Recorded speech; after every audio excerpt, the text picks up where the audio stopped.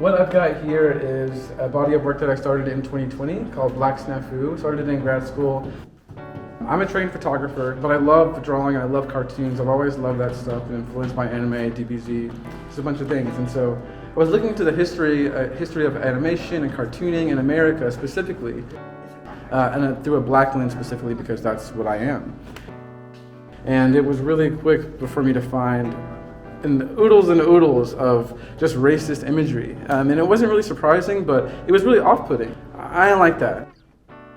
So what I wanted to do was reclaim these racist characters from my own when I was talking about positivity and black realness. And so what you have in the body of work is I'm taking images that are more celebratory of the black experience, or at the very least depicting black authenticity, and coupling it up against images of black people that are from history. And some of them are contemporary, but they're the ways that black people have been, I guess, depicted throughout the past 100 years of America. So this is melodrama.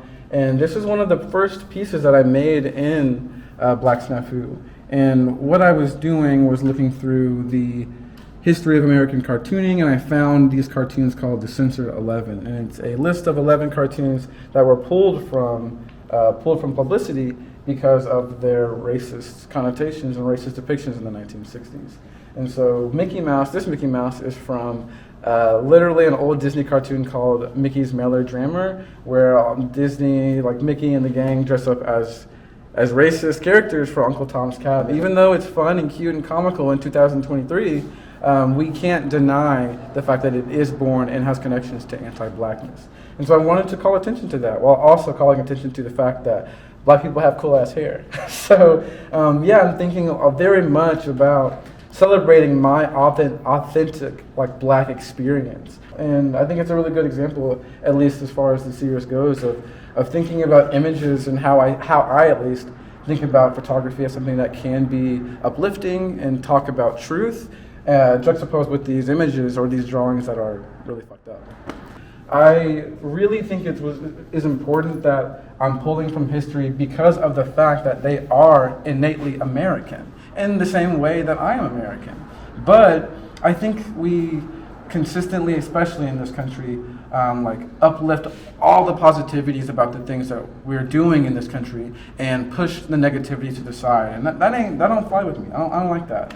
And so I'm calling attention to our histories, but as I develop the body of work, taking these characters that are racist got really tiring. I mean, it's important for me, in my opinion, to call attention to these tropes and to our history, but also I'm black, and to continuously look at anti-blackness is exhausting. And so I started to think more about how can I use pro-black characters? What happens whenever I think about a character from my childhood that's black, as opposed to a character from the 1930s that was made in racism? And so, like, U.S. education system, I'm thinking very much about the reality of blackness and Americanness, how those things are tied together inherently. But I also pulled a character from Recess who's nothing but awesome. What's his name? LaSalle?